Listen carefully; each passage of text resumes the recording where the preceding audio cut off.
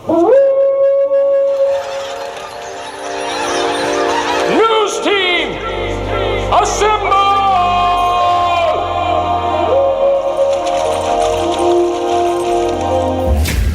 It's back and bigger than ever. It's the unofficial 40 from Soonerscoop.com. Now, here's the entire Sooner Scoop crew. Carey, Josh, Eddie, and Bob.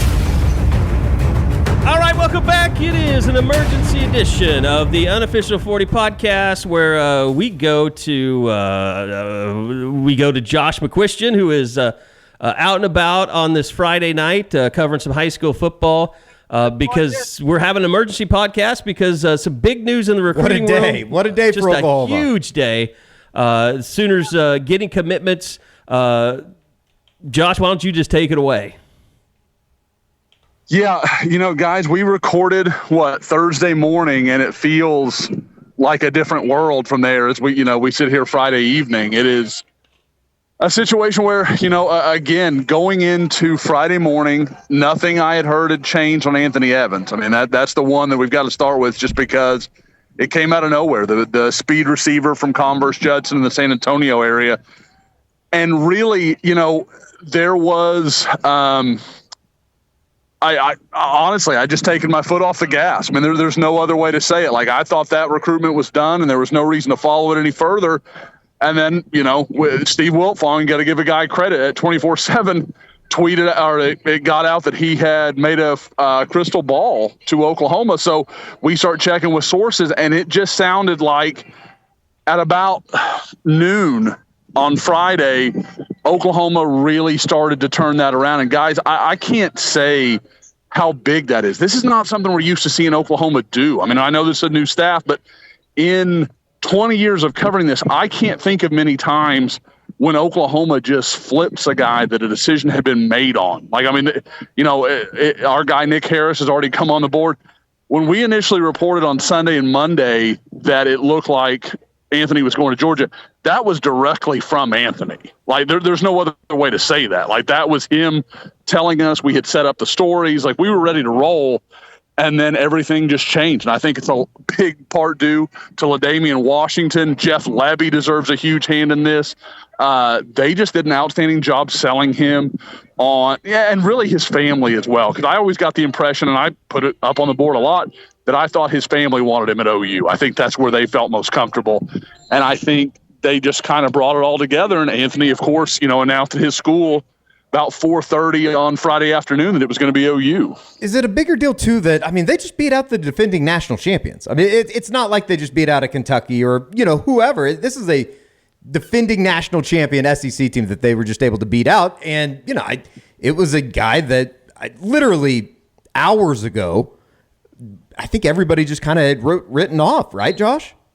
Yeah, there was no indication. Now, I do want to say that Anthony had indicated to Nick Harris and myself that, hey, down the road, I'm not going to close the door on OU. I mean, he was going to – it was always possible that things could turn. Now, because of that reality, you'll wonder a little bit about, okay, OU's going to have to stay vigilant on him because Kirby Smart and his crew aren't going anywhere anytime soon. So if they want him, they'll fight for him. So that'll be interesting to watch. But Eddie, I mean, you hit the nail on the head. It's one thing to do what I was just talking about and really turn a recruit away from, name a good, not great program. I mean, TCU, you go down the list, whoever you want to name and, make mad whoever hears this.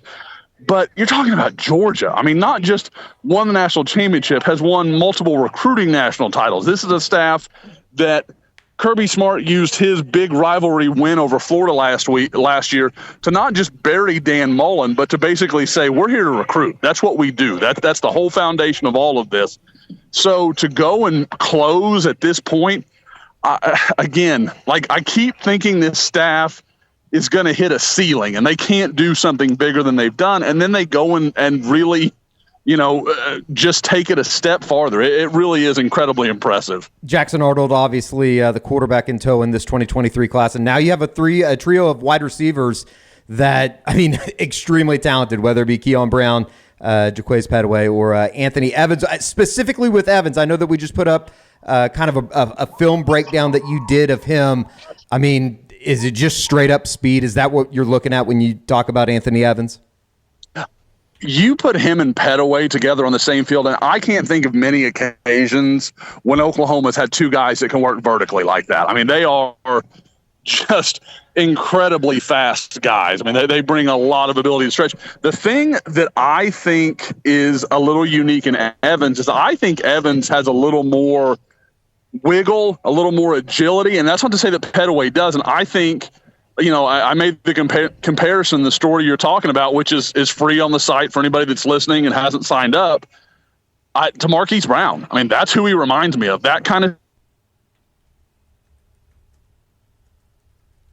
And that's live for you. There you go. That's what we do here. We lost him. There he comes back in. Josh, you cut out a little bit. Yeah. Sorry. Of course, my phone is ringing. This has been since about 2:00 this afternoon. My life has been in complete chaos. Welcome back to America. A game. What's that? Well, welcome back. Welcome back from vacation. This is a nice welcome back. Yeah. By the way, you know how crazy your life is your iPad is transmitting to the station. We're listening to your daughters watch kids programming right now. Perfect. I'm not entirely sure how that's possible, but love it. Yeah, sure. Why wouldn't it? So, that was Tiffany literally calling me, and that's why I'm cutting out. So I'm guessing there's a relationship to those two realities. But yeah, like I said, with Evans, there are a lot of things about his game I like. I think he's a better natural receiver than he gets credit for. There's always, in every football movie ever, the speed receiver can't catch. Like that's always the stereotype. And that's not him. He catches well. He's got, good, strong, two-handed guy. And I love what he brings to the table. I'm a big fan of Anthony Evans. Well, and one thing I wanted to say too, just about this Evans thing is, you're talking about getting this program ready to go to the SEC. What better way to get ready than to steal Georgia recruits? This is what Brent Venables had to do to get this program ready to take on that conference. It's the type of statement that nationally they go, maybe they are shit's happening. Maybe they are going to be able to compete in the SEC when they first move. This is, like I said, with what they're doing with this. You win Petaway, you go down to Houston, where Texas and A&M are almost always going to win. You go beat Texas for Petaway in Houston. You go to Florida and land Keon Brown, who picked up an Alabama offer right after his Oklahoma offer. I'm not saying, that Alabama was all in or anything like that. But then, you throw in the next guy we're going to talk about who made a decision on Friday. This is I talk all the time about recruiting, and especially with this new staff, this proof of concept. I don't know how much they've got to, on the field, just keep it between the lines. And it feels like recruiting is going to be just fine because these guys are absolutely buying into what this staff is selling. Well, and like you said, it's not one, but it's two tonight with Makari Vickers also making the announcement. That was the expected one when we did the regular unofficial 40 this week, the four-star cornerback out of Tallahassee, Florida. It's another win in a strong place where they're trying to kind of make a foothold, right? Oh, there's no question. Guys, as I made my schedule this year with commitments, with everything, you consider guys like David Stone, Phil Picciotti at IMG. Guys, I could have filled 3 weekends with Florida trips because of how present Oklahoma is down there. So when you're landing guys, and you've got 2 in the Tallahassee area with Keon Brown, who had 3 touchdowns in his season opener last night. It's not just a matter of going to Florida and getting guys and kind of saying, hey, we're gonna set up inroads, because you see schools do that sometimes where they take 2 or 3 players that everybody wanted and they take 4 or 5 that were a little more marginal to kind of build those inroads, build those relationships. Oklahoma's taking winners. They're taking guys everybody wanted. So it is just incredibly impressive. And Makari Vickers, obviously a huge statement. And you've got to think that feels good for Jay Valai to go head up against his former staff, beat Alabama for Makari Vickers. And, the thing I like about him, and we talk about it in the breakdown article I did. He's a guy that, I mean, there's a lot of talk, and I think it's valid that Alabama really wanted him at safety.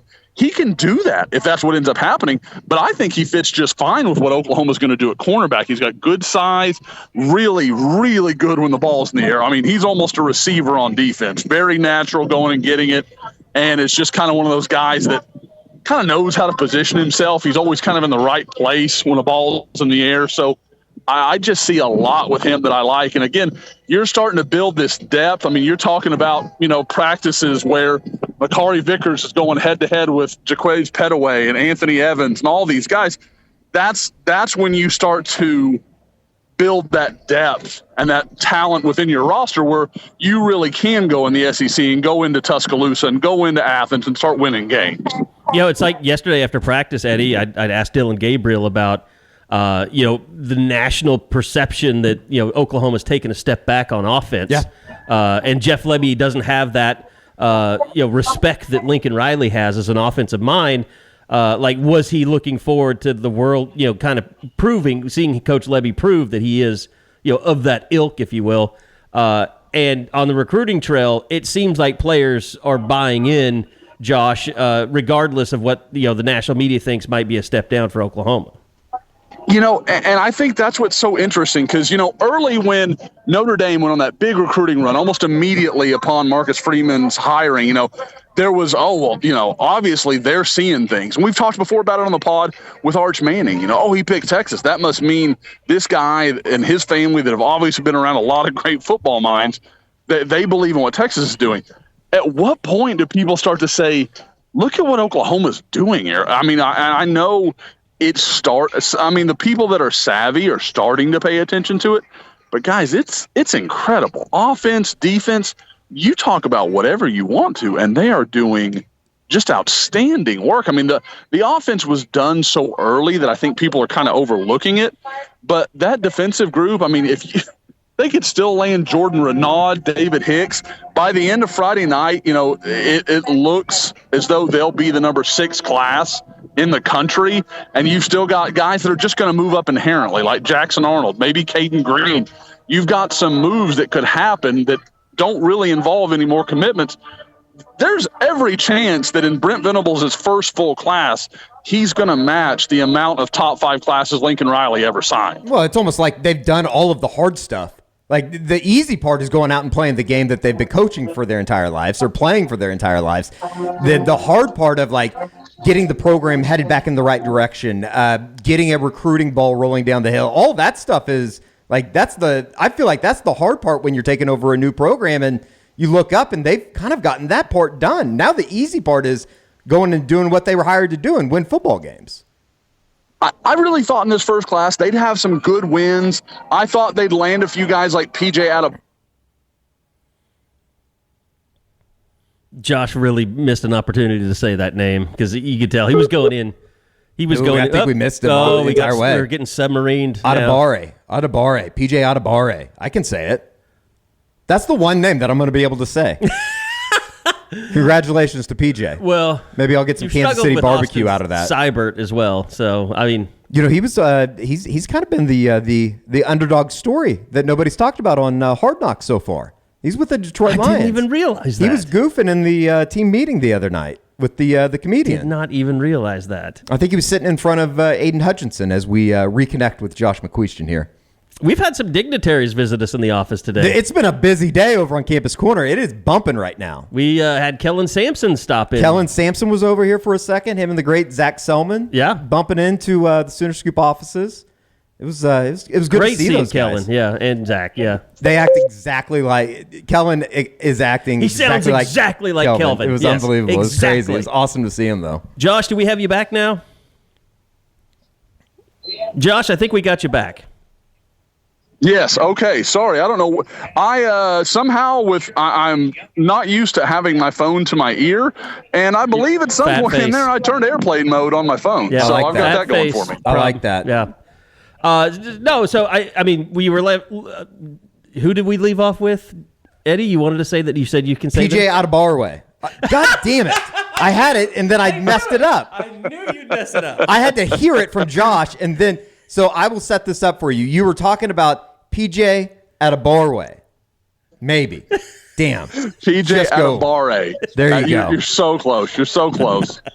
No, like I said, I thought, and I guess, like I said to myself here at the stadium, I thought OU would land guys like him, good evaluations that maybe were late risers and would do a little more, and maybe wouldn't get the recognition that he already has.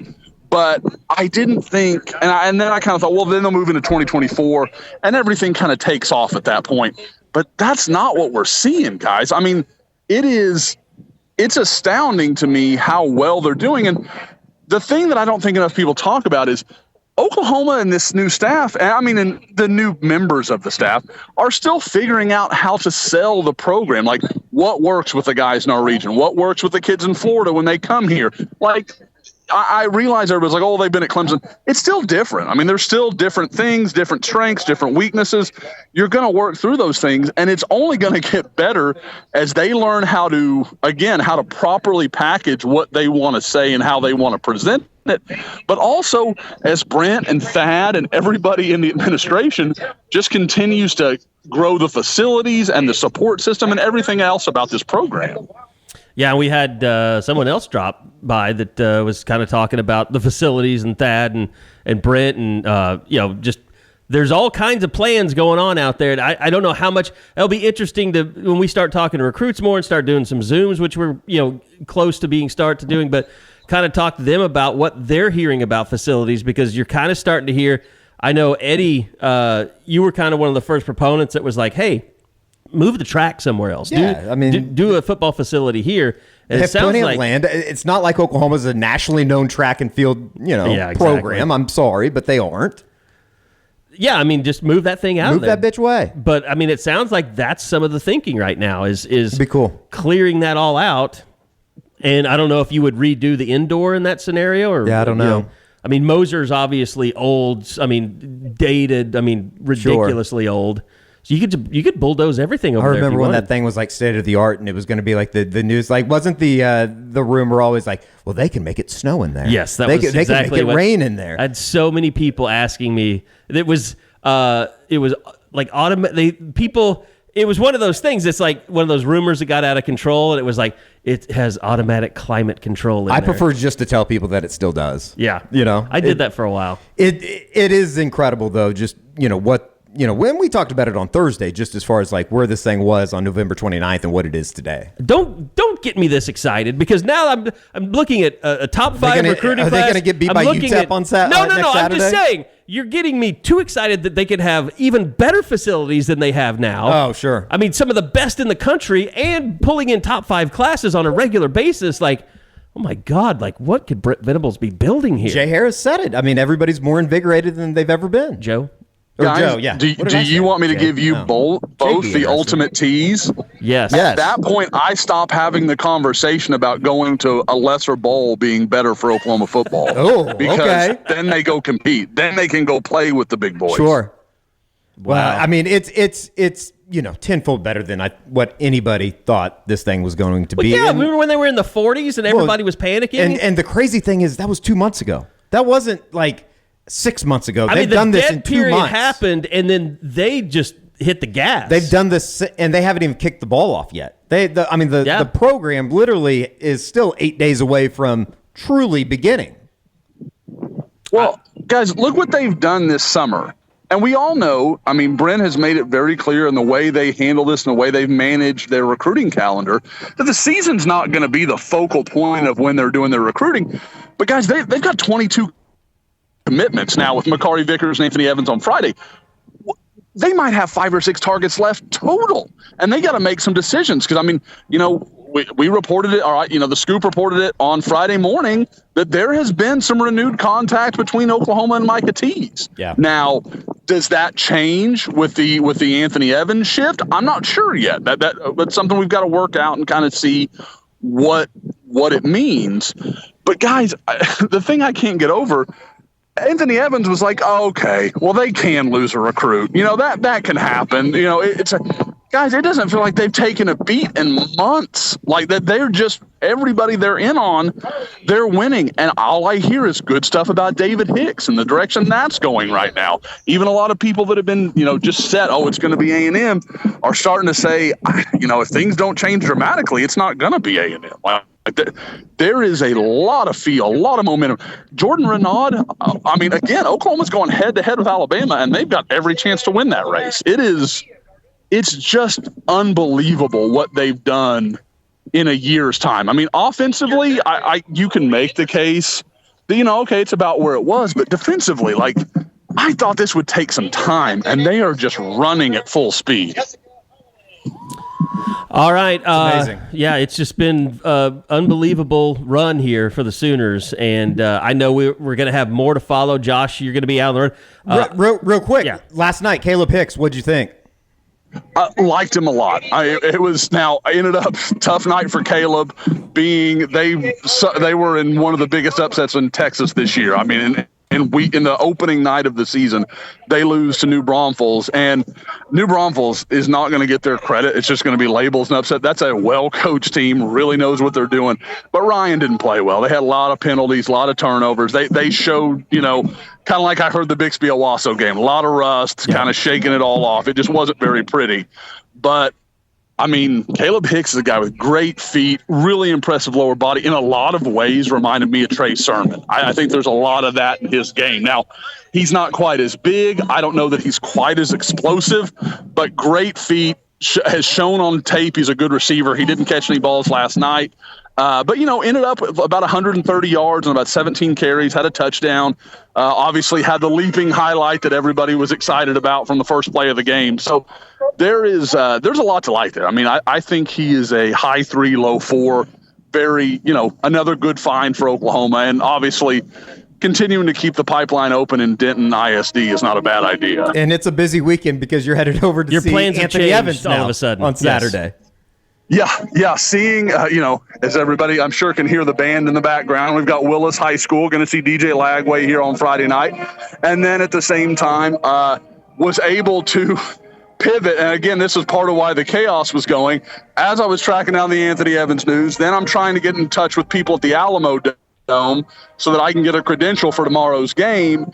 And that has been cleared. I'm going to be there to watch him tomorrow take on San Antonio Johnson, kind of a mid-afternoon kickoff in San Antonio. So it's a busy weekend. We got 3 big games to start with. Going to get to, hopefully sit down and talk with Anthony Evans after the game, get a better feel for what went into his decision and, what kind of how the last 24 hours of that went when it looked so set for Georgia and then OU made the big turn. Wow. All right, a huge day, definitely worth the emergency pod, and we'll be back again next week. You didn't lie, Josh, 2 pods in a week. We got it. It's done. I don't want to hear anything, anything else. You know what? Thanks, Carey. You did it, buddy. I want you to have your credit. There it is. You told you promised the people and you delivered. Your vacation did it. There you go. As usual. All right, I'm just glad it happened after you got back, so I didn't have to do it all. That's perfect. We need to plan it like this more often.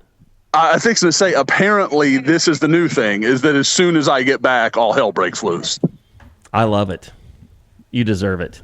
Just happy to be alive. Eddie is alive.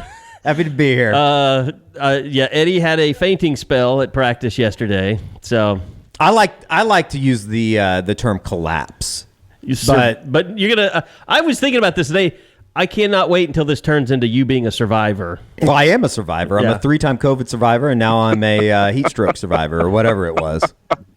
Eddie turned white. I saw the white. Eddie is white. He's a white man. A tan man, with but white. Eastern Bloc history in his family. There you go. That's what happens. Whiter than I've ever seen him yesterday. His lips had zero color. It was kind of scary. I mean, I was scared. I just wanted the OU training staff to be alert and ready to roll. I just wanted to see if they were ready to go for the start of the season. And they performed. They were very awesome. well. Those guys were awesome. And a lot of those guys and gals. And let's explain this. We were talking to Brent Venables yesterday. About 16 minutes in, Eddie just started to stagger a little bit. And Brent was the one that noticed something was wrong. Brent Venables saved my life. He's saving this program, and he also saved my life. He took time out to save your life. Exactly right. And so I saw it, and I immediately, rushed over to you and put my arm around you because I could tell you were going down if somebody didn't hold you up. Yeah, that was weird. It's never happened to me in my life, but I was thankful that everybody was there. And so we got you to. I think we thought we were going to walk you somewhere, and then I was like, everybody just back up, and we sat you down, and then they came and got a wet towel and put it around your neck and started filling you full of fluids, and eventually you got better, and we did miss a lot of interviews. I finished the race though. We finished the race. I got Dylan Gabriel. We finished the race. Josh, I tried to be a good boss. I was like, look, you need to go back to the office and sit down. He wanted to do the last Dylan. Well, I mean, it was the most embarrassing moment of my life, so I had to do something. You shouldn't be embarrassed. I mean, this stuff happens. Well, I'm in better shape than that. I don't know what happened. We're going to blame it on an extracurricular something. You're going to see a doctor. It's demanded that you're going to see a doctor at some point. Well, I'm going next week, so we're good. I got to be ready for game day. Yeah. I got to be ready for game day. So he is okay, and thanks to the training staff at OU, I know I wanted to name some of those folks that were helping out yesterday. Did I not send you the list, Eddie? No, you never sent me the names, but I will remember them forever. They are my heroes. But the folks who were there yesterday taking care of Eddie: Carly, Elton, Madison, Madeline, Jared, Madison, Summer, Maddie, Jeff, and JJ. They're now a part of my family. They're part of the Radosevich family forever. Better send them some nice gifts. We might need to get them some U40 gear or something. I mean, I was going to send them 40s, just 40s. Like Old English 40s on my behalf. Schlitz. Yeah, Schlitz and Old English 40s. That's how I pay back your debt. Yes, exactly. There's a possibility that's how you got into your trouble, Eddie. So, I'm not sure that's what we want to advise for those folks having to be out there all day. No, they can have. I doubt. You would appreciate them wearing the Make Lindsay Street Great Again gear around. It'd be fun. We'll send them the flag as well. They go ahead. We just got our flags in today. The flag is waving on Campus Corner. Well, not waving, but we hung it up in the window. Yeah, yes. it's in the window. We turned this into a fraternity house, basically. It's beautiful. But yeah, the flags will be up this weekend. I'm going to get those in inventory tomorrow. And they're beautiful. They're really impressive looking. So Absolutely. You can actually come by the store and just look at it if you want to.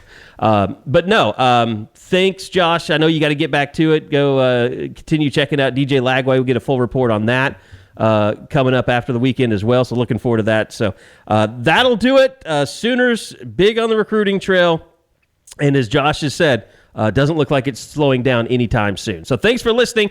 We'll be back again next week for another edition of the Unofficial 40 podcast from Soonerscoop.com.